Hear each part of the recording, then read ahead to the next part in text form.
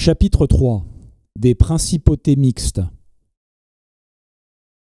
C'est dans une principauté nouvelle que toutes les difficultés se rencontrent.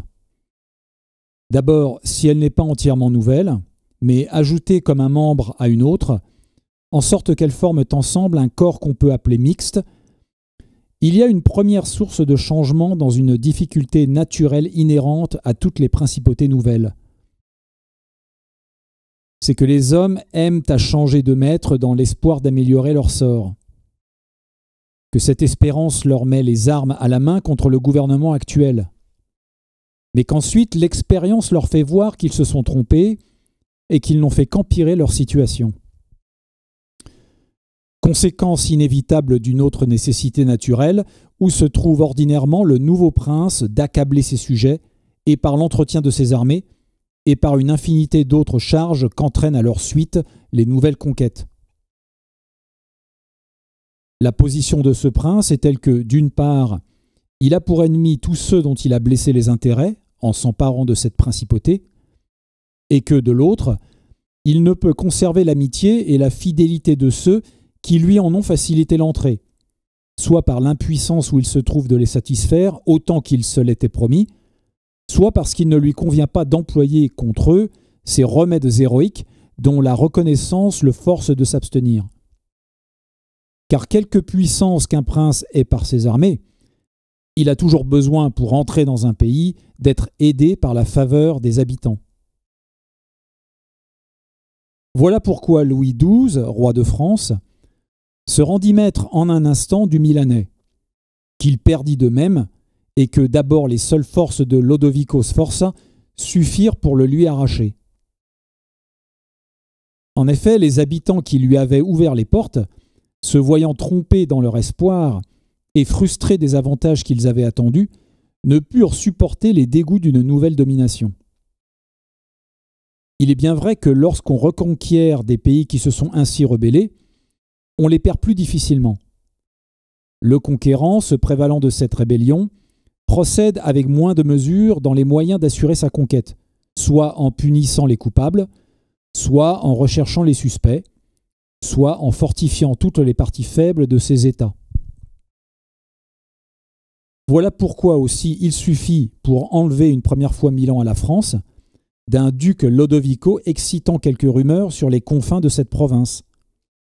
Il fallut, pour la lui faire perdre une seconde, que tout le monde se réunît contre elle, que ses armées fussent entièrement dispersées et qu'on les chassât de l'Italie, ce qui ne put avoir lieu que par les causes que j'ai développées précédemment. Néanmoins, il perdit cette province et la première et la seconde fois. Du reste, c'est assez pour la première expulsion d'en avoir indiqué les causes générales. Mais quant à la seconde, il est bon de s'y arrêter un peu plus et d'examiner les moyens que Louis XII pouvait employer et dont tout prince pourrait se servir en pareille circonstance pour se maintenir un peu mieux dans ces nouvelles conquêtes que ne fit le roi de France. Je dis donc que les États conquis pour être réunis à ceux qui appartiennent depuis longtemps aux conquérants sont ou ne sont pas dans la même contrée que ces derniers et qu'ils ont ou n'ont pas la même langue. Dans le premier cas, il est facile de les conserver, surtout lorsqu'ils ne sont point accoutumés à vivre libres. Pour les posséder en sûreté, il suffit d'avoir éteint la race du prince qui était le maître. Et si, dans tout le reste, on leur laisse leur ancienne manière d'être, comme les mœurs y sont les mêmes, les sujets vivent bientôt tranquillement. C'est ainsi que la Bretagne, la Bourgogne, la Gascogne et la Normandie sont restées unies à la France depuis tant d'années.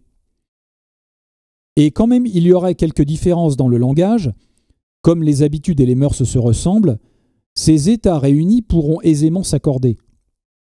Il faut seulement que celui qui s'en rend possesseur soit attentif à deux choses, s'il veut les conserver. L'une est, comme je viens de le dire, d'éteindre la race de l'ancien prince, l'autre, de n'altérer ni les lois ni le mode des impositions. De cette manière, l'ancienne principauté et la nouvelle ne seront en bien peu de temps qu'un seul corps. Mais dans le second cas, c'est-à-dire quand les États acquis sont dans une autre contrée que celui auquel on les réunit, quand ils n'ont ni les mêmes langues, ni les mêmes mœurs, ni les mêmes institutions, alors les difficultés sont excessives, et il faut un grand bonheur et une grande habileté pour les conserver. Un des moyens les meilleurs et les plus efficaces serait que le vainqueur vînt y fixer sa demeure personnelle. Rien n'en rendrait la possession plus sûre et plus durable. C'est aussi le parti qu'a pris le Turc à l'égard de la Grèce, que certainement, malgré toutes ces autres mesures, il n'aurait jamais pu conserver s'il ne s'était déterminé à venir l'habiter. Quand il habite le pays, le nouveau prince voit les désordres à leur naissance et peut les réprimer sur le champ. S'il en est éloigné, il ne les connaît que lorsqu'ils sont déjà grands et qu'il ne lui est plus possible d'y remédier. D'ailleurs, sa présence empêche ses officiers de dévorer la province. Et en tout cas, c'est une satisfaction pour les habitants d'avoir, pour ainsi dire, sous la main, leur recours au prince lui-même. Ils ont aussi plus de raisons, soit de l'aimer, s'ils veulent être de bons et fidèles sujets, soit de le craindre, s'ils veulent être mauvais. Enfin, l'étranger qui voudrait assaillir cet État s'y hasarde bien moins aisément, d'autant que le prince, y résidant, il est très difficile de le lui enlever. Le meilleur moyen qui se présente ensuite est d'établir des colonies dans un ou deux endroits qui soient comme les clés du pays. Sans cela, on est obligé d'y entretenir un grand nombre de gendarmes et d'infanterie. L'établissement des colonies est peu dispendieux pour le prince. Il peut, sans frais, ou du moins presque sans dépenses, les envoyer et les entretenir. Il ne blesse que ceux auxquels il enlève leurs champs et leurs maisons pour les donner aux nouveaux habitants. Or, les hommes ainsi offensés, n'étant qu'une très faible partie de la population, et demeurant dispersés et pauvres, ne peuvent jamais devenir nuisibles. Tandis que tous ceux que sa rigueur n'a pas atteints demeurent tranquilles par cette seule raison. Ils n'osent d'ailleurs se mal conduire, dans la crainte qu'il ne leur arrive aussi d'être dépouillés. En un mot, ces colonies, si peu coûteuses, sont plus fidèles et moins à charge au sujet. Et comme je l'ai dit précédemment, ceux qui en souffrent étant pauvres et dispersés sont incapables de nuire. Sur quoi il faut remarquer que les hommes doivent être ou caressés ou écrasés. Ils se vengent des injures légères. Ils ne le peuvent quand elles sont très grandes. D'où il suit que, quand il s'agit d'offenser un homme, il faut le faire de telle manière qu'on ne puisse redouter sa vengeance. Mais si, au lieu d'envoyer des colonies, on se détermine à entretenir des troupes, la dépense qui en résulte s'accroît sans borne, et tous les revenus de l'État sont consommés pour le garder. Aussi, l'acquisition devient une véritable perte qui blesse d'autant plus que les habitants se trouvent plus lésés, car ils ont tous à souffrir, ainsi que l'État, et des logements et des déplacements des troupes. Or, chacun se trouvant exposé à cette charge, tous deviennent ennemis du prince, et ennemis capables de nuire, puisqu'ils demeurent injuriés dans leur foyer. Une telle garde est donc de toute manière aussi inutile que celle des colonies serait profitable. Mais ce n'est pas tout. Quand l'État conquis se trouve dans une autre contrée que l'État héréditaire du conquérant, il est beaucoup d'autres soins que celui-ci ne saurait négliger. Il doit se faire chef et protecteur des princes voisins les moins puissants de la contrée, travailler à affaiblir ceux d'entre eux qui sont les plus forts, et empêcher que, sous un prétexte quelconque, un étranger aussi puissant que lui ne s'y introduise. Introduction qui sera certainement favorisée. Car cet étranger ne peut manquer d'être appelé par tous ceux que l'ambition ou la crainte rend mécontents. C'est ainsi en effet que les Romains furent introduits dans la Grèce par les Étoliens, et que l'entrée de tous les autres pays où ils pénétrèrent leur fut ouverte par les habitants. À cet égard, voici quelle est la marche des choses. Aussitôt qu'un étranger puissant est entré dans une contrée, tous les princes moins puissants qui s'y trouvent s'attachent à lui et favorisent son entreprise, excités par l'envie qu'ils nourrissent contre ceux dont la puissance était supérieure à la leur. Il n'a donc point de peine à gagner ces princes moins puissants, qui tous se hâtent de ne faire qu'une seule masse avec l'État qu'il vient de conquérir. Il doit seulement veiller à ce qu'ils ne prennent trop de force ou trop d'autorité. Avec leur aide et ses propres moyens, il viendra sans peine à bout d'abaisser les plus puissants et de se rendre seul arbitre de la contrée. S'il néglige en ces circonstances de se bien conduire, il perdra bientôt le fruit de sa conquête, et tant qu'il le gardera, il y éprouvera toute espèce de difficulté et de dégoût. Les Romains, dans les pays dont ils se rendirent les maîtres, ne négligèrent jamais rien de ce qu'il y avait à faire. Ils y envoyaient des colonies, ils y protégeaient les plus faibles, sans toutefois accroître leur puissance. Ils y abaissaient les grands. Ils ne souffraient pas que des étrangers puissants y acquissent le moindre crédit. Je n'en veux pour preuve qu'un seul exemple. Qu'on voit ce qu'ils firent dans la Grèce. Ils y soutinrent les Achéens et les Étoliens. Ils y abaissèrent le royaume de Macédoine. Ils en chassèrent Antioche. Mais quelques services qu'ils eussent reçus des Achéens et des Étoliens, ils ne permirent pas que ces deux peuples accrussent leurs États. Toutes les sollicitations de Philippe ne purent obtenir d'eux qu'ils fussent des amis sans qu'il y perdît quelque chose, et toute la puissance d'Antioche ne put jamais les faire consentir à ce qu'il possédât le moindre État dans ces contrées. Les Romains, en ces circonstances, agirent comme doivent le faire des princes sages, dont le devoir est de penser non seulement au désordre présent, mais encore à ceux qui peuvent survenir, afin d'y remédier par tous les moyens que peut leur indiquer la prudence. C'est en effet en les prévoyant de loin qu'il est bien plus facile d'y porter remède. Au lieu que si on les a laissés s'élever, il n'en est plus temps et le mal devient incurable. Il en est alors comme de l'étisie, dont les médecins disent que, dans le principe, c'est une maladie facile à guérir, mais difficile à connaître, et qui, lorsqu'elle a fait des progrès, devient facile à connaître, mais difficile à guérir. C'est ce qui arrive dans toutes les affaires d'État. Lorsqu'on prévoit le mal de loin, ce qui n'est donné qu'aux hommes doués d'une grande sagacité, on le guérit bientôt. Mais lorsque, par défaut de lumière, on a su le voir que lorsqu'il frappe tous les yeux, la cure se trouve impossible. Aussi les Romains, qui savaient prévoir de loin tous les inconvénients, y remédièrent toujours à temps, et ne les laissèrent jamais suivre leur cours pour éviter une guerre. Ils savaient bien qu'on ne l'évite jamais et que si on la diffère, c'est à l'avantage de l'ennemi. C'est ainsi que, quoi qu'ils puissent alors s'en abstenir, ils voulurent la faire à Philippe et à Antioche, au sein de la Grèce même, pour ne pas avoir à la soutenir contre eux en Italie. Ils ne goûtèrent jamais ces paroles que l'on entend sans cesse sortir de la bouche des sages de nos jours. Jouis du bénéfice du temps. Ils préférèrent celui de la valeur et de la prudence. Car le temps chasse également toute chose devant lui, et il apporte à sa suite le bien comme le mal comme le bien. Mais revenons à la France, et examinons si elle a fait aucune des choses que je viens d'exposer. Je parlerai seulement du roi Louis XII, et non de Charles VIII, parce que le premier ayant plus longtemps gardé ses conquêtes en Italie, on a pu mieux connaître ses manières de procéder. Or, on a dû voir qu'il fit tout le contraire de ce qu'il faut pour conserver un État tout différent de celui auquel on a dessein de l'ajouter.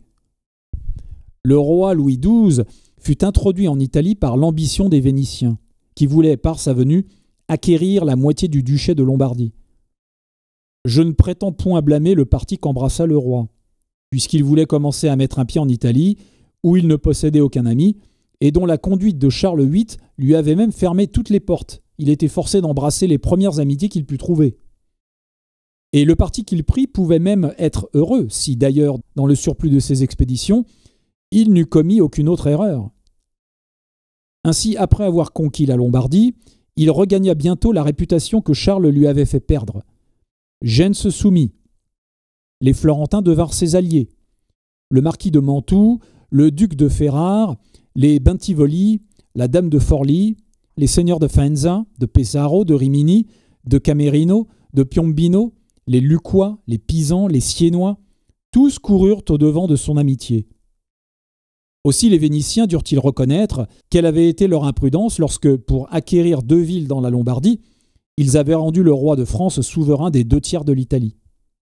Dans de telles circonstances, il eût été sans doute facile à Louis XII de conserver dans cette contrée tout son ascendant, s'il eût su mettre en pratique les règles de conduite exposées ci-dessus.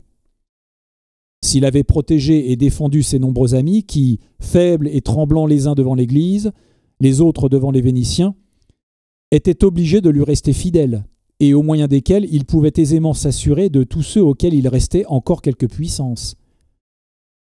Mais il était à peine arrivé dans Milan qu'il fit tout le contraire, en aidant le pape Alexandre VI à s'emparer de la Romagne.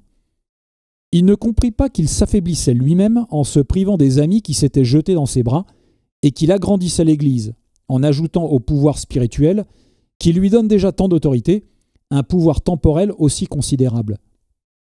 Cette première erreur en entraîna tant d'autres qu'il fallut que le roi vînt lui-même en Italie pour mettre une borne à l'ambition d'Alexandre et l'empêcher de se rendre maître de la Toscane. Ce ne fut pas tout. Non content d'avoir ainsi agrandi l'Église et de s'être privé de ses amis, Louis, brûlant de posséder le royaume de Naples, se détermine à le partager avec le roi d'Espagne. De sorte que, tandis qu'il était seul arbitre de l'Italie, il y introduisit lui-même un rival auquel purent recourir tous les ambitieux et tous les mécontents. Et lorsqu'il pouvait laisser sur le trône un roi qui s'estimait heureux d'être son tributaire, il l'en renversa pour y placer un prince qui était en état de l'en chasser lui-même. Le désir d'acquérir est sans doute une chose ordinaire et naturelle, et quiconque s'y livre, quand il en a les moyens, en est plutôt loué que blâmé. Mais en former le dessein sans pouvoir l'exécuter, c'est encourir le blâme et commettre une erreur. Si donc la France avait des forces suffisantes pour attaquer le royaume de Naples, elle devait le faire. Si elle ne les avait pas, elle ne devait point le partager.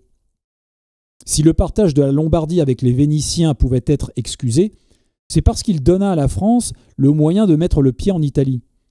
Mais celui du royaume de Naples, n'ayant pas été pareillement déterminé par la nécessité, demeure sans excuse. Ainsi, Louis XII avait fait 5 fautes en Italie.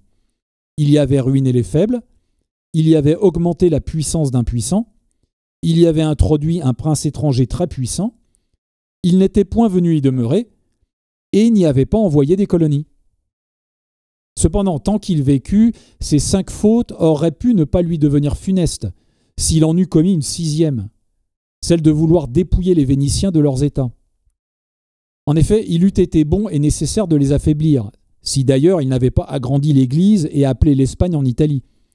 Mais ayant fait l'un et l'autre, il ne devait jamais consentir à leur ruine, parce que tant qu'ils seraient restés puissants, ils auraient empêché les ennemis du roi d'attaquer la Lombardie.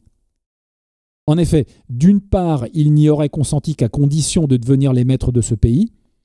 De l'autre, personne n'aurait voulu l'enlever à la France pour le leur donner. Et enfin, il eût paru trop dangereux d'attaquer les Français et les Vénitiens réunis. Si l'on me disait que Louis n'avait abandonné la Romagne au pape Alexandre et partagé le royaume de Naples avec l'Espagne que pour éviter la guerre, je répondrais ce que j'ai déjà dit, qu'il ne faut jamais, pour un pareil motif, laisser subsister un désordre, car on n'évite point la guerre, on ne fait que la retarder à son propre désavantage. Si l'on alléguait encore la promesse que le roi avait faite au pape de conquérir cette province pour lui, afin d'en obtenir la dissolution de son mariage et le chapeau du cardinal pour l'archevêque de Rouen, je répondrai par ce qui sera dit dans la suite, touchant les promesses des princes et la manière dont ils doivent les garder. Louis XII a donc perdu la Lombardie pour ne s'être conformé à aucune des règles qui suivent tous ceux qui, ayant acquis un État, veulent le conserver. Il n'y a là aucun miracle. C'est une chose toute simple et toute naturelle. Je me trouvais à Nantes à l'époque où le Valentinois, c'est ainsi qu'on appelait alors César Borgia, fils du pape Alexandre VI, le Valentinois donc se rendait maître de la Romagne. Le cardinal d'Amboise, avec lequel je m'entretenais de cet événement, m'ayant dit que les Italiens ne comprenaient rien aux affaires de la guerre, je lui répondis que les Français n'entendaient rien aux affaires d'État. Parce que s'ils y avaient compris quelque chose, ils n'auraient pas laissé l'Église s'agrandir à ce point. L'expérience en effet a fait voir que la grandeur de l'Église et celle de l'Espagne en Italie ont été l'ouvrage de la France, et ensuite la cause de sa ruine dans cette contrée. De là aussi, on peut tirer cette règle générale qui trompe rarement, si même elle trompe jamais. C'est que le prince qui en rend un autre puissant travaille à sa propre ruine, car cette puissance est produite ou par l'adresse ou par la force. Or, l'une et l'autre de ces deux causes rendent quiconque les emploie suspect à celui pour qui elles sont employées.